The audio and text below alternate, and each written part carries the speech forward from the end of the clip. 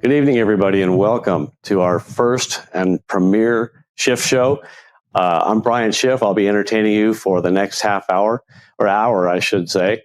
Entertaining for a half hour, you may get bored, and after that, I hope you also learn something as a byproduct of that as well. I hope to give you an evening full of Schiff, and you'll get everything you paid for this, I promise. I am a 40-year CFI, got my gold seal, and I've been doing that pretty much actively ever since I got my CFI at the age of 18.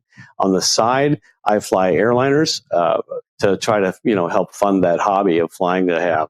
The other thing I do, so as an airline, I'm type rated in a bunch of airplanes. We only show you my credibility, my credentials here to give you some credibility. So you know that who's talking to you has been around the block a little bit. I've done a lot of things. I've been around and learned a lot. I've made a lot of mistakes, but teaching is where I've really learned quite a bit. It's where my passion is. And on that note, I'm very thankful to Avemco, who has had the faith in me and my teaching to sponsor this program. And I will say that without the right insurance, you are Sierra Oscar Lima, or I could say Schiff out of luck. But they've been doing it since 1961. They've been doing it a long time. No one else that I know of connects you directly to the aviation underwriter. They've done a great job for me. They, I guess, are technically the step parent of my aircraft. But don't forget to tell them if you do get a quote that you watch the Schiff show and you get 5% discount. So you can also, you'll see their contact information on a lot of the other screens as we progress through this, and also on our main page, theschiffshow.tv. Tonight's episode, and all episodes, are eligible for Wings credit. So you will receive Wings credit. All you got to do is, I'll show you in a second, but you're going to take the quiz for Wings credit. That's on the main theschiffshow.tv website off the side. And there's also a Wings user's guide. For a lot of people who have trouble using the Wings system, but they do put out a user guide, and it's in the course materials on this webpage as well, on those links on the right side. There are the links on the right. You'll see a circle at the bottom. It's the chat button. So if you want to participate in the chat, just push that button, and then you'll see the chat pop up. When it pops up, you're going to need to click to join. So enter your name first. Don't start typing your chat, or that'll show up as your name. Your first chat. I see people do that sometimes. It's kind of fun. Like my name is Hello from Tennessee. But you'll please participate, post questions if you have them. You'll know that if you type some words, what's really cool about this one is that, like, if you type FAA or Wings, they will turn into hot links. Or if you type the Schiff Show, it'll turn into a hot link to that website that you can actually click on. So that's going to be kind of cool. Play with that a little bit. We've got a lot of hot links in there that will work. You'll take some polls in there, and you'll see the results. When we get to the game show portion of tonight's episode, you'll participate. It'll be in the chat. Now, if it's in real time, so if you're watching this recording, then it probably won't be available to you. So I apologize for that. That is the advantage of watching this and participating in the live program. Each program, and we're calling it a variety show because it has a variety of segments. But each segment will have these 5 sections. We'll take a look at an accident. We'll cover the related FAR and AIM topics that are kind of the procedures and maybe some manual, aircraft manuals. We'll discuss some related training techniques to that accident. And we'll look at some technology that can help us. At the end, we'll play a game testing your knowledge and trivia, and it might be related to tonight's topic as well. So that'll be a fun part. We'll get to each of those 5 sections in a minute here, and we'll also do that every episode. Tonight's topic will be on fuel exhaustion. You'd think it's something you don't really need to talk about. Fuel mismanagement, I should say. And that consists of fuel exhaustion and fuel starvation. And there are other things that can happen as a result of that. A lot of times people will confuse those two terms, but I like to kind of say, well, think of it as the tank, it gets exhausted. The engine gets starved. So you could have fuel starvation and still have fuel in the tank. So we'll go over that in a little bit more detail, but I'd like to talk about some things that we can do to prevent that. Like I said, I just don't understand how anybody runs out of gas. Knock on wood. I haven't yet. I have I think it's a mindset. It's a safety mindset that you have to, subscribe to. You can't just get in the airplane like you get in your car. You have to really be proactive about your fuel system, about your fuel management, and be careful about how you handle it. And some things can actually, mess up your planning as well. So we'll take a look at some of that. Of interest is that from the McSpadden report from AOPA, more than 60% of all fuel-related accidents are from poor flight planning. And more accurately, it's from the inaccurate estimation of fuel requirements. People have underestimated the fuel that they actually need for a flight. And a lot of things can contribute to why that happens.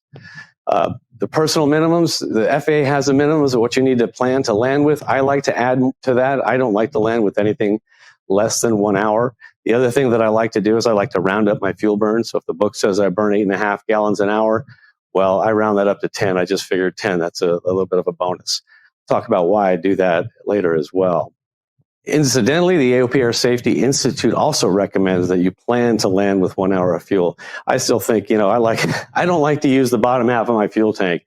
I like to land often. I think landings are fun. So I will make landings often and short of my destination if I have to and get there with plenty of fuel. I just feel a lot better with that.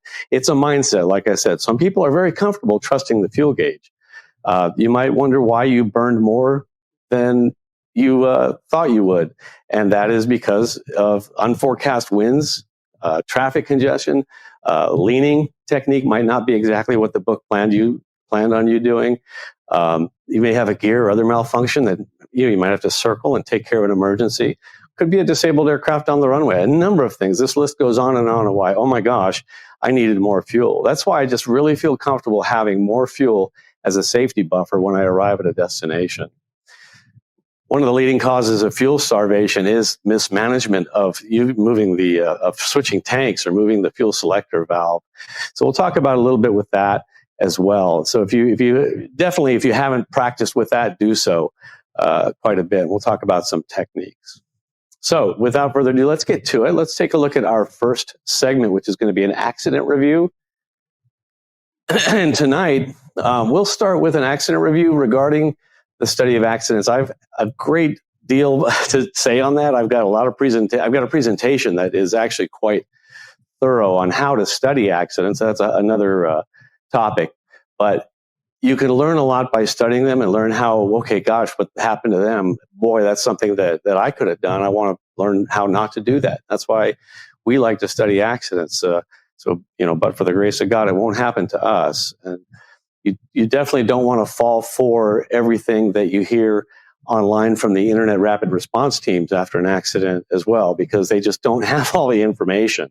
It often happens that more information comes out later that can change the story. I remember a Bonanza took off out of an airport in Florida and crashed coming back to the airport. Well, everybody was talking about the turn back and the impossible turn. And, later we found out, it flew out 15 miles and then tried to get back to the airport and crashed just shy of the runway. Well, that's not a turn back accident, but we try to, jump to conclusions like that. At least the internet rapid response teams do. So the first accident we'll look at is Cirrus SR-22 that crashed in near Addison, Texas, and it was actually departing Addison. The plan was to fly from Addison to Houston, Texas one morning. So the pilot called up and ordered fuel the day before departure. Next morning, showed up at the FBO, and the pilot did not visually verify that the fuel level in his tanks was what he ordered, which was a top off, and departed with low fuel alerts on his flight displays. That's a problem with Cirrus. It'll tell you every light bulb that is illuminated when you take off. 10 minutes into the flight, the pilot reported that the engine was running rough and needed to return to his departure airport.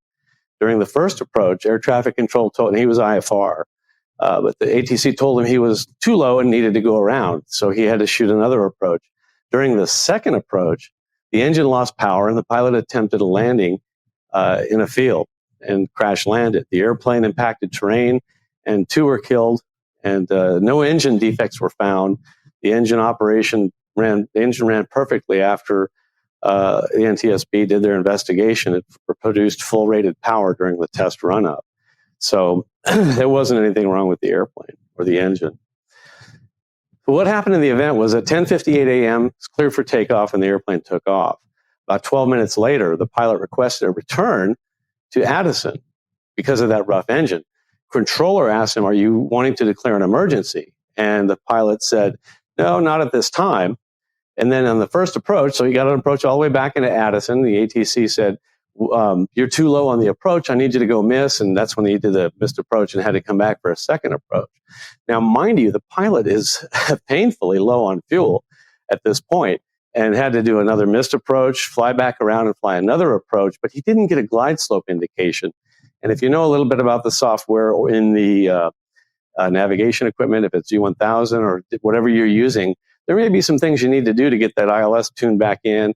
I don't know exactly what happened in this case, and it's not important, but that distraction of the low fuel, the stress, everything, rough landing engine, the pilot didn't see a glide slope, had to shoot another missed approach, and it was during that second missed approach that the engine failed and the airplane crashed. So, and it was short of the airport. Tried to get into a field. The flight, the route of flight, the flight path, if you can see, here's an animation that's obviously not in real time that I created. You'll see the airplane comes out, goes south of the Class Bravo for the DFW airport, and makes the turnaround and goes back. But look how many airports there are to go to that are closer than the one that he actually went to. Shot an approach, missed the approach, came back around, shot another approach, ran out of fuel, sadly, and crashed, which was very unfortunate. So, you know, what are the aspects of this crash that we got to look at? The issues involved are the fuel pre-flight, obviously. I hope that nobody watching this would ever get into an airplane without looking at their fuel quantity. Most POHs specifically tell pilots to look at, visually inspect your fuel to verify the fuel quantity. That would have saved the day here. Would have saved the day. And then, of course, once the problem happened, why go back all the way to your departure airport? A lot of people, it's instinct to go back to where you started. And unfortunately, that instinct cost a lot of time when at this point, you know, the low level lights were on, the gauges were indicating low fuel. Everything was telling this pilot they was very dangerously low on fuel and needed to get it on the ground soon. Nearest airport surely would have been a best option, I would think. So that's a GA accident with fuel related. Another one is an airline one that happened a while ago. I'm sure you've heard about it, maybe ad nauseum, and I apologize if you already have, but Avianca 52, boy, this is one that, this is a case for the pilot being a bit more assertive. This happened, you know, in 1990, 35 years ago in New York, Boeing 707 that ran out of fuel trying to get into JFK. And I can tell the story, but I think no one does it better than World News Tonight, so I'm going to go ahead and play that video for you. World News Sunday. Here's Forrest Sawyer. Good evening. We begin tonight in... And the crash of the Avianca airliner, which killed 73 people on board. It seems unbelievable that it could have run out of fuel, but it did, and today we know why it did. Investigators have added up the figures of fuel on board and time in the air, and they spell disaster. Here's Robert Haig. New calculations by investigators make it appear it was inevitable that the Avianca plane would run out of fuel. Papers found in the wreckage today confirm that the flight plan called for about 10,000 gallons of fuel to be loaded at takeoff in Colombia. 10,000 gallons is less than half of a 707's absolute capacity, but commonly airlines don't weigh down their planes with more than what's considered prudent for safe flight. In this case, about 3/4 of the 10,000 gallons would be needed for a direct flight to New York, leaving 2,500 gallons in reserve, enough to fly 90 minutes in case of delays.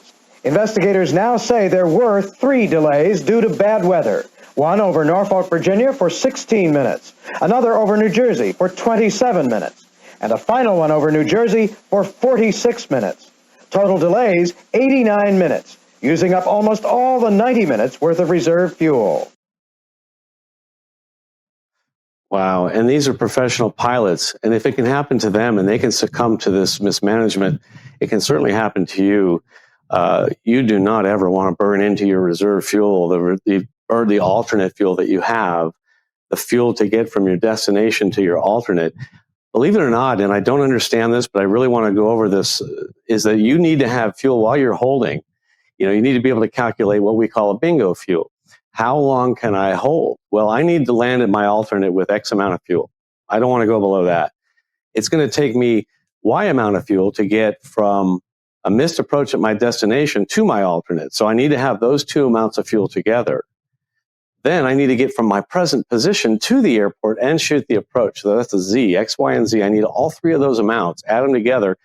That's the amount of fuel I need to leave this holding pattern. If I don't leave by that point, a lot of people call it the bingo fuel, that if I am holding until that point, then I'm going to just divert to my alternate. The problem is you feel like you got plenty of fuel to keep holding and then go shoot an approach. The problem is you're burning into the fuel that's going to take you to your alternate if you can't get in, or if you've messed up your avionics, or someone's on the runway and you have to do a go around, or whatever reason. So very important not to ever burn into that fuel.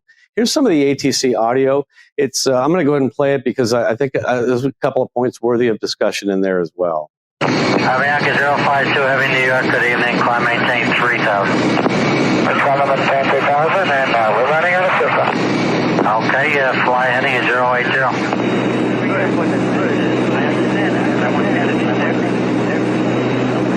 And Avianca 052 Heavy, I'm going to bring you about 15 miles northeast and then turn you back home for the approach. Is that fine with you and your fuel? I guess so, thank you very much.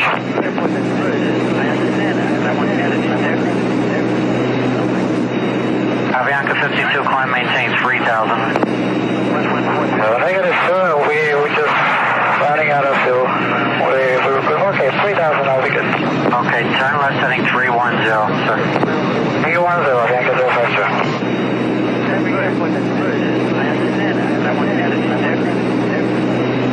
Avianca 052, we just lost two engines and we need the priority, please. Avianca 052, turn left heading 250, intercept the localizer. Roger. Avianca 052, you have enough fuel to make it to the airport? I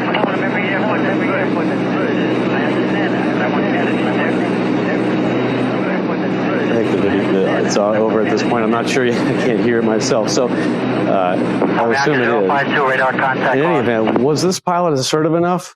I know as we sit here on our sofas or in our chairs or at home comfortably, we might think, oh my gosh, I would have been a little bit more assertive. I would have told ATC what I need to do. And I hope that you can take that to the airplane with you and do that. Would he have done, what would you have done? I mean, should he have declared an emergency? Maybe said no excess vectors, point me straight at the airport. I can't afford any excess vectors. You need to be aggressive with your needs from air traffic control. You have these tools for a reason. Unable, or declaring an emergency, or mayday, mayday, mayday, or need to land immediately. You do whatever you have to do. ATC wants to help, and you have to tell them how. They're willing to help. You just need to tell them how to do so. So moving on to our next section, we'll talk about, related to this accident, some procedures. Let's talk about, basically, we're going to do this each month, and we'll talk about what's in the AIM, what regulations there are. I do this in the first part of the program. That way, when you get bored with regulations, we can get to some more fun stuff later when you're getting a little bit more tired. But let's talk procedures. Again, we'll cover some pertinent aspects of the regulations and of the AIM, and also the pilot controller glossary. The pilot controller glossary gives us two tools that are very important, many tools, but these two are obviously very important. Minimum fuel, and we'll talk about that a little bit later. And also the study, the mayday, mayday, mayday is how you declare an emergency or get the attention of ATC right away. You can say, I'm declaring an emergency, or you can say mayday, mayday, mayday, and everybody will understand. These terms, actually, I would suggest that you study the pilot controller glossary so that you're familiar with all these terms and exactly what they mean. It's easy to study because there's a lot of words in it, but they've went to the trouble of making all the really important ones bold. So if you pick up the pilot controller glossary, and I think it's in the materials for this course as well. If not, you can Google it, download it from the FAA. But all of the ones that the FAA thinks you should be aware of, or if they're on the written test, they're bold in that glossary, which is really handy. It makes it easy to study. Fuel reserve, VFR fuel reserve, 91-151. So the requirements for a flight in VFR condition, basically it says that you have to plan to land before you ever take off. You may not begin a flight in an airplane in VFR conditions, and you're supposed to consider forecast weather and wind conditions. Unless there's enough fuel to fly to your first point of intended landing, and at normal cruising speed, continue for another 30 minutes.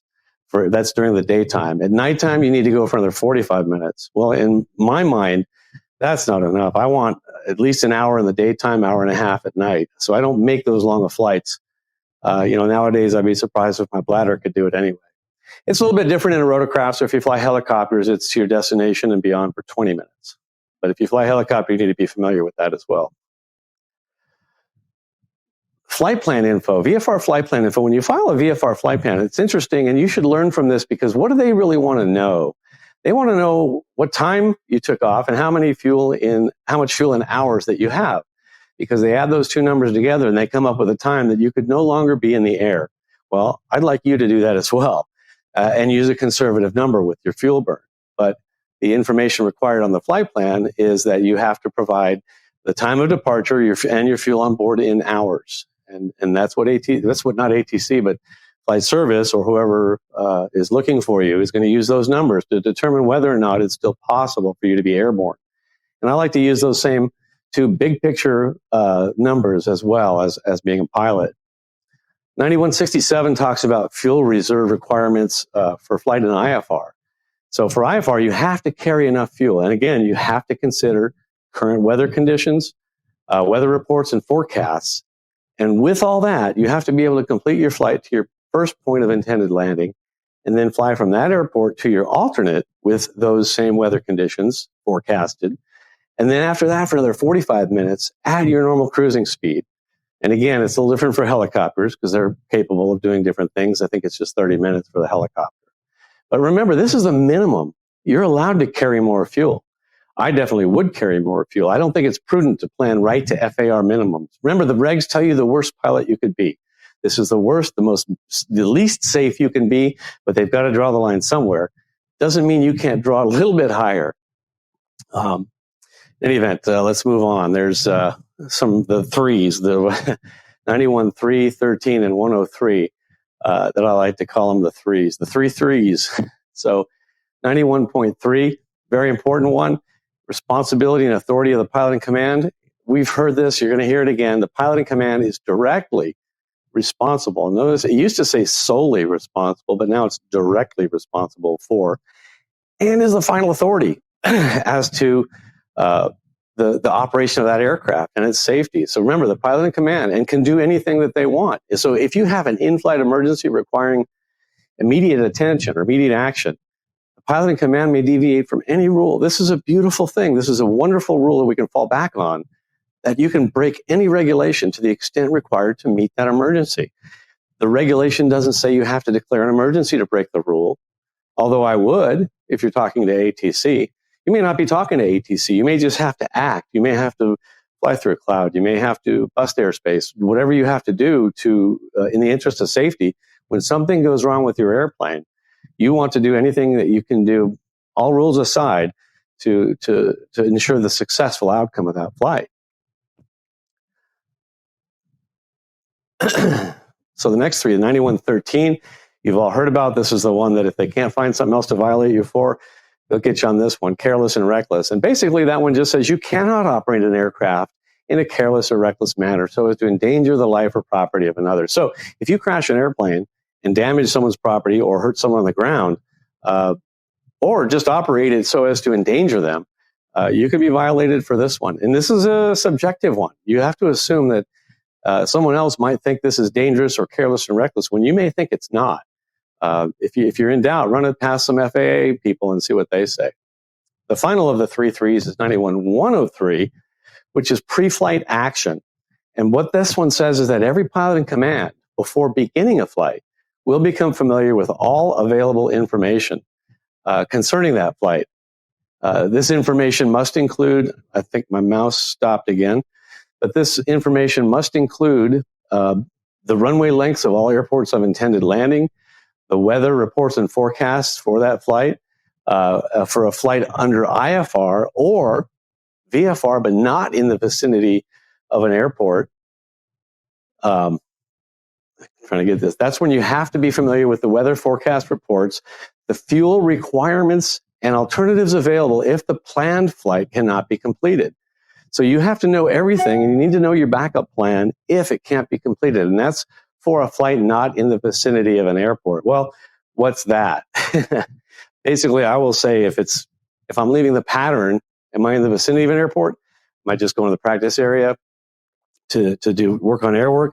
I would call that the vicinity of the airport. But if you're going to get, further than, I hate to throw a number on it, but if you're not staying in the pattern and you're not doing airwork locally, you're going somewhere, you're not staying in the vicinity of the airport.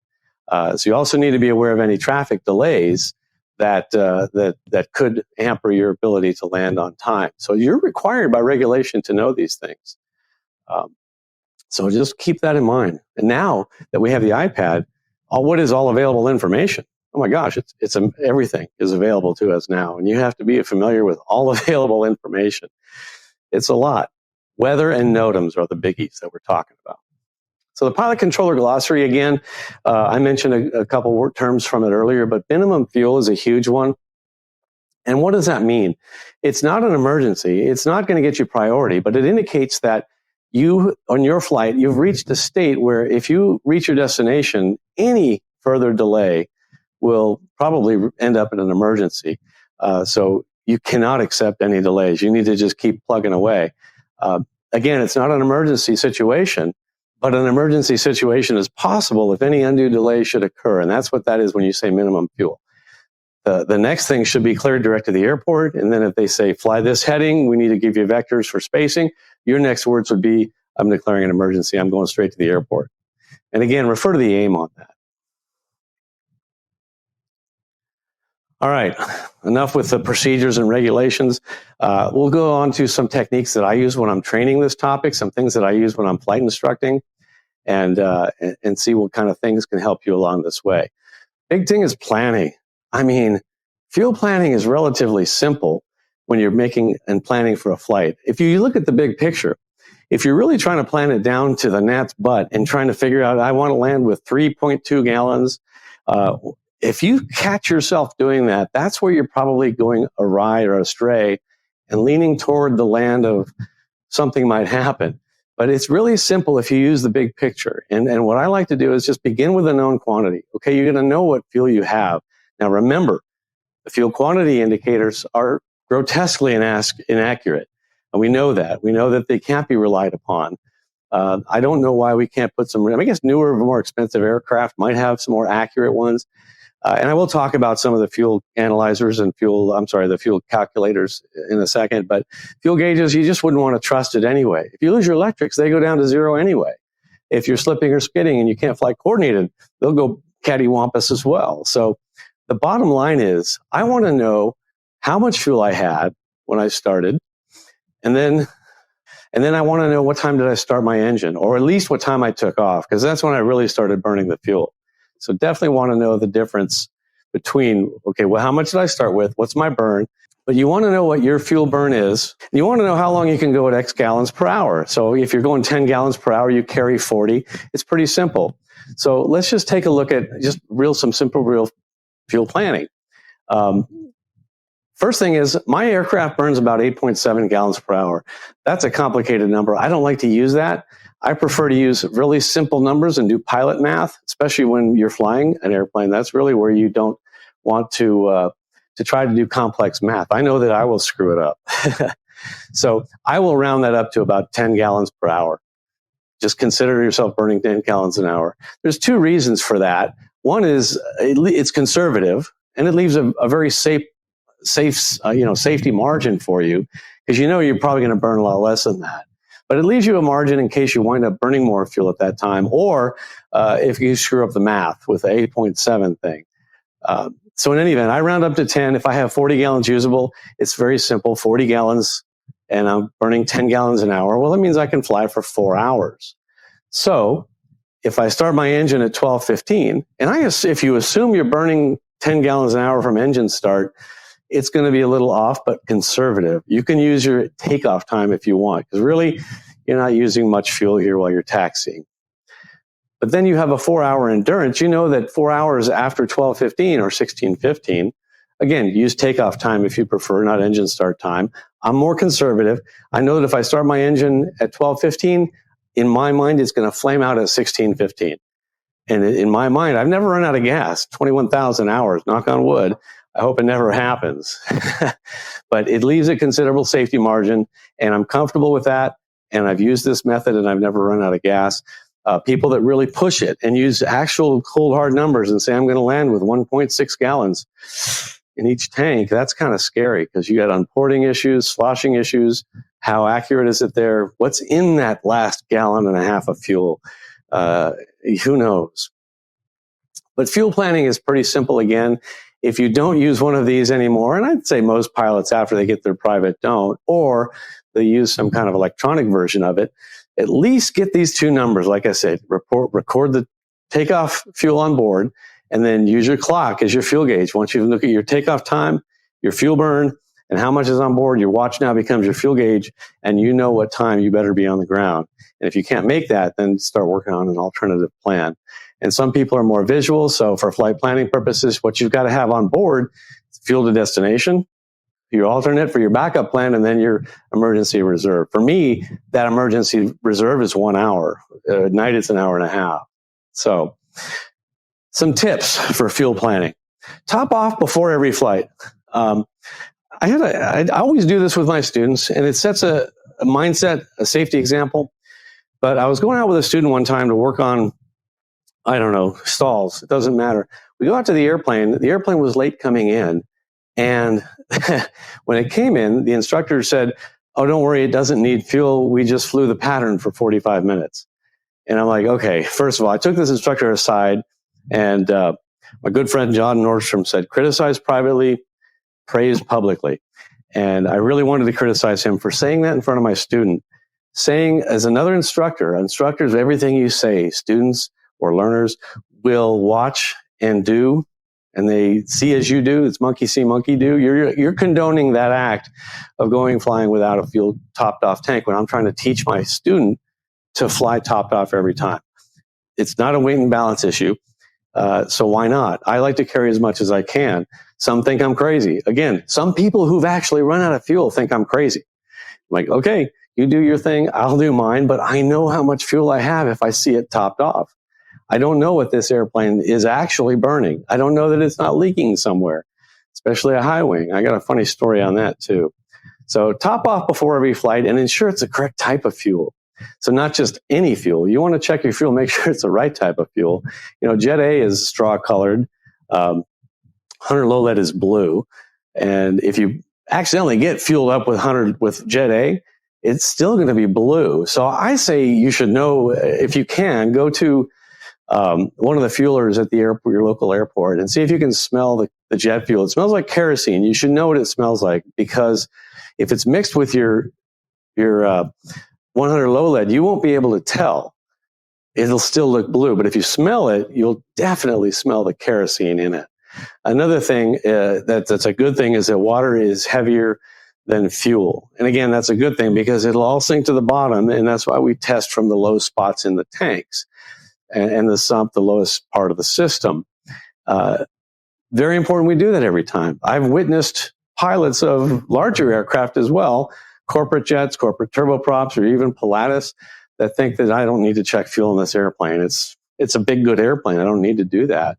Well, those can have water in it just as well as others. There's been a King Air crash, a pretty famous one, that happened as a result of, power interruption as a result of water in the fuel. And there are videos of that pilot getting in the airplane and going and never having checked the fuel on that aircraft and draining it. And he's been reported by others that, he never checks the fuel.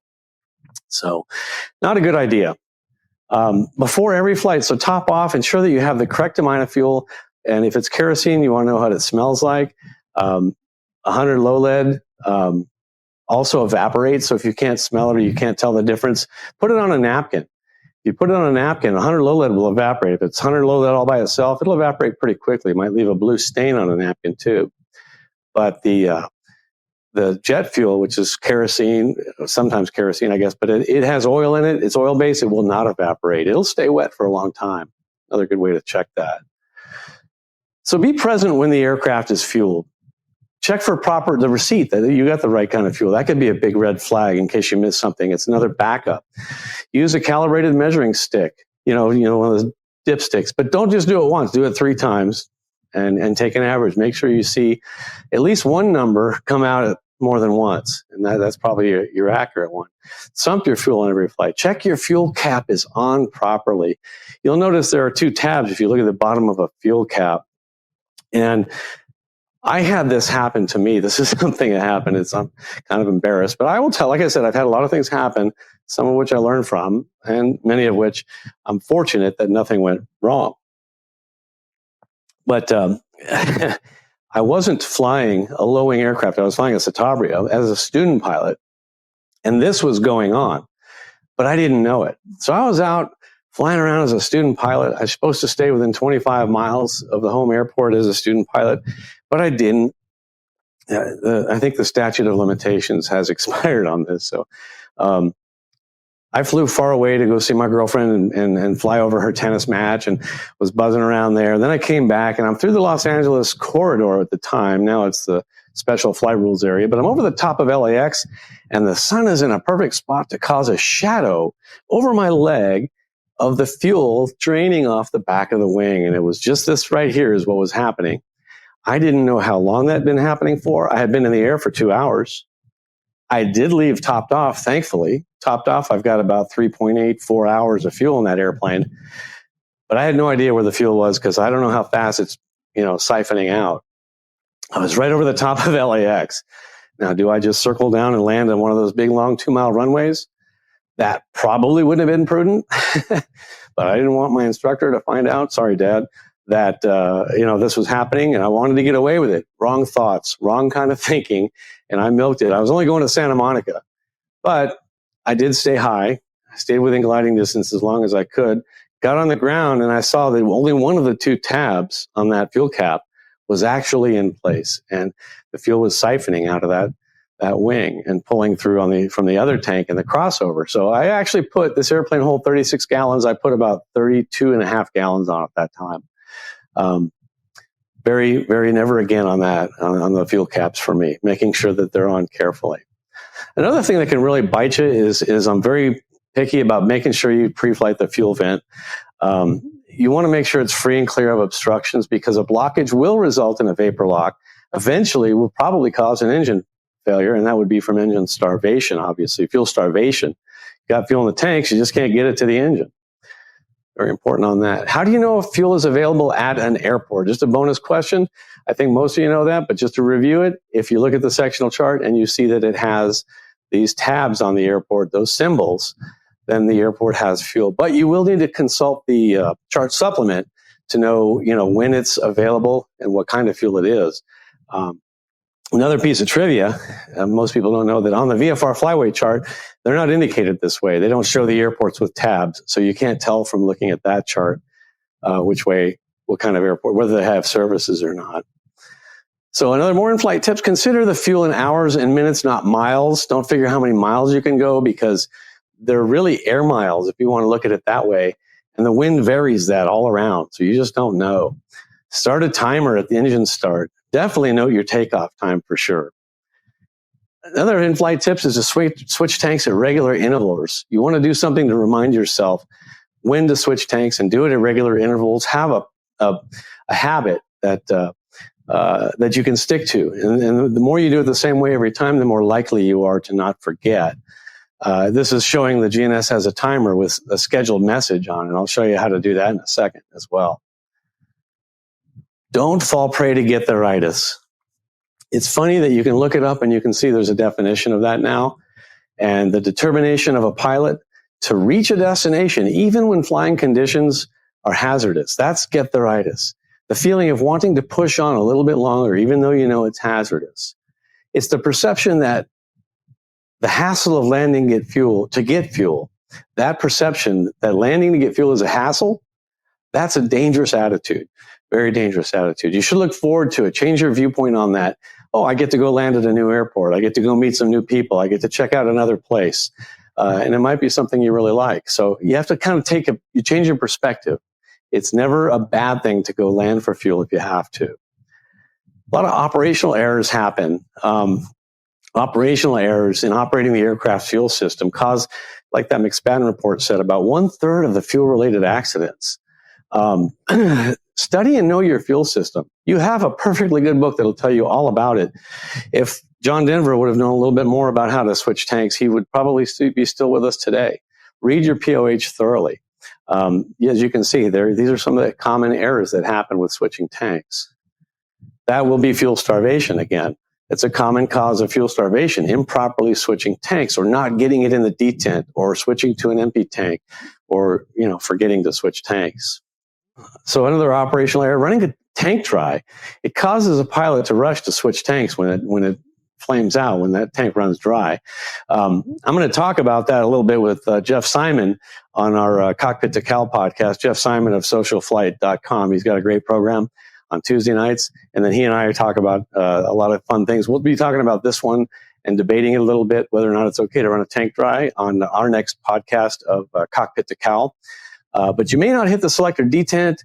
You might starve the engine of fuel. And when you're in a hurry, when these things cause you to hurry, that's when you're more likely to screw up. And that's one thing I've always preached is there are two speeds. I brief my first officers. I brief my students, everybody I talk to. I probably find a way to work this into almost every seminar or webinar that I give. But there are two speeds at which you can operate, slow or screw up. And you know which one you need to operate at. So to trap this error of messing up, slow down. It's as simple as just slowing down and being deliberate about what you do. All right, this takes us to technology. I promised to show you a couple things there. Now, if you've attended my ForeFlight workshops, you'll know that I teach a lot of ForeFlight. So we're going to start with that, and you will see how you can use some technology to help you remember to switch tanks. ForeFlight has a timer. It's a great built-in countdown timer to help you remember to switch tanks. It will give you a notification. It's built into the More tab. When you open that up and the menu comes up, when you tap on More, on the bottom of that menu, you'll see the countdown timer, and it's got an arrow you can count up or count down, and it can work either way if you want a stopwatch or a countdown timer. Well, I want countdown. Then you click on it. The instructions are written right there on it. Tap to set. So you tap it, then you can set. We'll set 30 minutes. I want to change my fuel every 30 minutes. I want to switch tanks. So I'll set it to 30 minutes, 0 seconds. And I want it to repeat. I want it to repeat 99 times and say whatever you want, however many times you want. I just don't want it to stop till I get there. So set that, click it to start. It's running. You can close that menu. It's going to keep running in the background. It's going to keep running on the app as long as you don't hard close the app. So even if the app is running in the background, it's going to continue to count down for you. How does it let you know? So it's even better if you can hook up Bluetooth to the audio on your headset, because the ForeFlight will give you these warnings that'll pop up when your timer is up. So you'll receive notifications when the timer's up, whether ForeFlight's open or not, as long as it's running in the background. And I'll change the countdown timer to 10 seconds here so we can watch it go through a couple of resets. 10 seconds is the shortest that it will accept. And we'll start it. I'll tap out of it to get out of the menu. It's running in the background. I'm actually going to close the app. And even with the app kind of minimized like that, whoop, there it is. Notification. The timer is up. It's going through another timer. It's repeating itself. It told you that. Timer has now with ForeFlight open, will repeat. There's the timer, the warning that you get with that one. Well, hopefully you got a Bluetooth connection to your headset. You can hear that through your ear. If you don't, I advise getting a timer that you can definitely hear over your headset. I think that's critically important to have one that will get your attention. Another thing that ForeFlight has is the fuel table for flight planning. It's important to enter a conservative fuel burn. And if you're going to use this, it's very important like I said, I use 10 gallons, even though I only burn about 8.5 per hour, to make this accurate and useful for me. But it's very useful to give you an idea of what you're going to land with. And again, you can click, I want to take off with as much fuel as I can, or I can take off with minimum fuel required is how it's set right now. If you tap on the max button, then this up here will change to carry as much as I can. And it'll consider your weight and balance for that. Garmin timers, this is actually my transponder. I have this transponder and all of the buttons are kind of shiny. And then there's one dull button that never got pushed. It's the start stop button. And I looked in the manual and lo and behold, this thing has a timer. And it can count down or it can count up. And that's very useful as well. The Garmin has some useful tools too. The GNS, the 430, 530, they also have great fuel calculators. But remember, They must be initialized properly. So when you start the Garmin, you're going to get this okay that everybody just immediately goes to hit enter, but you might want to set up your fuel first and make sure it's accurate. So in this case, I'm going to set, I got 36 or 40. We'll set on this one, 40 gallons. My fuel on board is 36. It holds 40. You can also set full fuel by just hitting on full fuel once it knows the capacity. But once I put the fuel flow, I put 10 gallons an hour in here and I hit enter. Look what highlights, set full fuel. And it's tempting to hit enter again, but once you do that, you're telling it that you have full fuel. So again, bad data. And then once you scroll down to OK and hit enter, it's going to work as a good calculator for you. The 430 also has a timer built in that switch tanks that I showed you for the scheduled messages. That's kind of cool. So I kind of recorded doing that on the simulator. It can change, get you a message to change oil every so many hours of operation, or it can have, switch fuel tanks every 30 minutes of flight time, overhaul once a year. I mean, it can, or whatever. It can give you all kinds of stuff. But you want to set this up. You go to the first aux page, and scroll down to the scheduler, and you can set up. And yes, this is real time of me dialing and rolling the knobs to set switch tanks in there. And no, it's not. This is actually 4 times real time to save a little bit of time. But you can set a switch tanks in there, and you can set that one time, or you want it to be periodic. I want it to be periodic, and then set it for 30 minutes. And as soon as you leave that, it's going to go, and you'll get messages every time. You'll get that message that's up there in the back there. Scheduler message 1, switch tanks. So that's handy. Also, if you're looking at fuel flow, the most simple device ever. Now, don't laugh. I know. As soon as this goes up there, everybody's probably like closing the window. Don't close it. We're not going to go into detail on it. I just want you to know that you can set your fuel flow. Just set your gallons per hour. So 8 gallons per 60 minutes. How much am I going to burn in 1 hour and 50 minutes? Well, it looks like 14 and a half. It's just a ratio thing. Real easy to use, real easy to set, and just leave it on your fuel flow, and you can kind of see how long you can go with that. It's a simple tool. The digital fuel monitors, I just want to caution you, they're great. They're very accurate. They can be precise, but they depend on, accurate pilot input when you begin it, when you initialize them. Me and the EDM 800, you can't give me an instrument, and it's the one on the right here. You can't give me an instrument that does 100 things, but only has 2 buttons. And because I can guarantee you, like plugging in a USB plug, it starts up and it says refuel, yes or no. You have 2 buttons to push, and I will get the wrong one every time, just like plugging in a USB plug. So that's just me. I always have a hard time remembering which of those 2 buttons. Only 2 buttons. I can't remember which one to push. So we are getting to, looks like we're getting close to the top of the hour. So we're going to start some game time here. And this is where we're going to have some fun. Those of you watching live will be able to participate in the chat is where these will be. We'll put some questions up here. Some of them are trivia, some are good knowledge. Let's see. If you're ready to go, the first thing is I want to acknowledge where I got some of these questions from. If they have this book on there, that's my flight instructor wrote this book, 1001 Things You Thought You Knew About Aviation. And these are the books. This is a book of all the questions that Dad has published in AOPA on his test pilot column. So if you read those, that's where those are. I want to thank him for letting us use these tonight. When you see it pop up in the chat, if you're in the chat, you'll see the active poll pop up. And when it pops up, you'll see the choices. And it'll appear in the chat window. To play along, just go to your chat. You'll see it there and go ahead and click on your answer. It'll acknowledge that you answered, and then at the end, you'll see what the answer was and how many people answered which one. So question 1, the Spirit of St. Louis was not equipped with A, a sensitive altimeter, B, a fuel quantity indicators, C, a vertical speed indicator. Now, sensitive altimeter, if you're wondering, that's the 2 hands altimeter. It shows you hundreds and thousands. The non-sensitive, it's not the one that gets all upset and cries when you call it a name. That's not what we're talking about. It's a non-sensitive or type. A sensitive altimeter again has 2 needles. The other kind has 1 needle that goes from 0 to 20,000 feet, just 1 needle all the way around. I guess it's lighter. Fuel quantity indicators, We know what those are and how valuable they are. And a vertical speed indicator. We know that I think for IFR flight, that's the only instrument that's not required.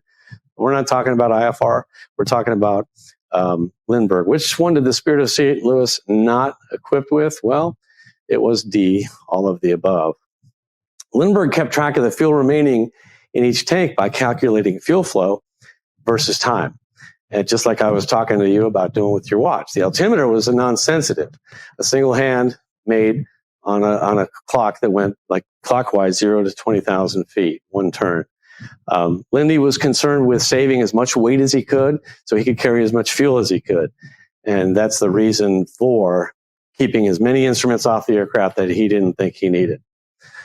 So question 2, the record for endurance flights, the longest time in the air without a landing, the longest endurance, was flown in what? A Boeing 747-400.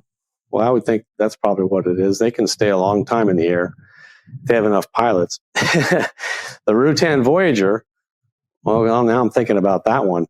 I think they were in the air a pretty long time too. Or a helium-filled balloon. Well, I know that you can run out of helium, so I'm not quite sure about that. A 172, Cessna 172. Which one of these, one of them was, holds the record for the longest time aloft? Which one is it? Well, let's see what the answer is. Believe it or not, it was a 172. In 1958 and 59, Robert Tim of Las Vegas and John Cook of Los Angeles flew a Cessna 172 for 64 days, 22 hours, and 19 minutes. Refueling was accomplished by handing a fuel hose to one of the pilots. Someone in a fuel truck, in a pickup truck, was driving along next to him, handed a fuel hose, and they refueled while they're flying along next to a pickup truck. They logged more than 1,558 hours in little more than 2 months. And that's a way to get your ATP time right there, if I ever saw it. I have to learn how to do that. Forget the 141 schools. That is one way to build flying time. All right, let's do another question. And I see we're running close to running out of time. I've been having so much fun here. I hope you are too. Like I said, this evening would be full of Schiff, and it is, and it's worth every penny you paid for it. I promise you that. Okay, a pilot who takes off with a clogged fuel vent can expect fuel contamination. I talked about this earlier, so were you awake then or not? Fuel exhaustion. I know I'm exhausted. Fuel starvation or increased fuel flow. A clogged fuel vent will do which one of these? Which one can you expect from a clogged fuel vent? Contamination, I don't know what that would do. I think it's exhaustion or starvation. Which one was it? I think exhaustion, you still got fuel in your tanks. Starvation is just, you've exhausted the quantity, and then, well, let's just see. The answer is fuel starvation. You have starved the engine of fuel. A clogged vent prevents air from entering the tank to replace the consumed fuel. This results in a reduction of air pressure, like a suction or a vapor lock, and eventually preventing the fuel from getting to the engine, starving it. It's like keeping the food from the engine. It's starving. And it fails, even though there's fuel in the tank. And for those who confuse the terms fuel starvation and fuel exhaustion, so if you have a written test coming up, just remember that an engine can be starved of fuel even if the fuel supply has not been exhausted. So if you kind of remember the term that way. We have more questions, but it is my wish and goal to keep this honestly 1 hour.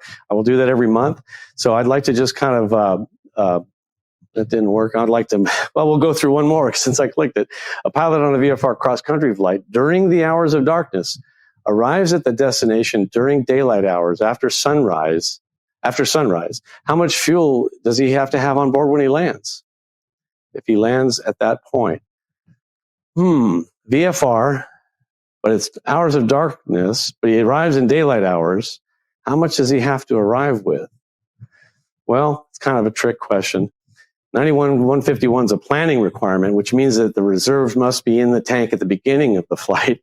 You can land with as little as you need or want. There's no regulation that says what you have to land with. No minimum reserve at the time of landing. But it's prudent to land with as much as you can. Certainly. That would be for sure. All right. I would like to, this isn't working. I want to get to my final thoughts here, so I'm going to kind of skip through these. Let's see. I'm sorry. I want to keep it an honest 1 hour. So I'm going to skip to this slide. Oh, looks like I'm getting help. We'll do some more of these later. But my final thoughts are basically there are many strategies and ideas that are not difficult to understand, but they can be easy to overlook. And this is, I think, fuel management, fuel starvation, mismanagement. Fueling and managing your fuel is one of those that appears simple, but very easy to overlook. There's too many pilots running out of fuel.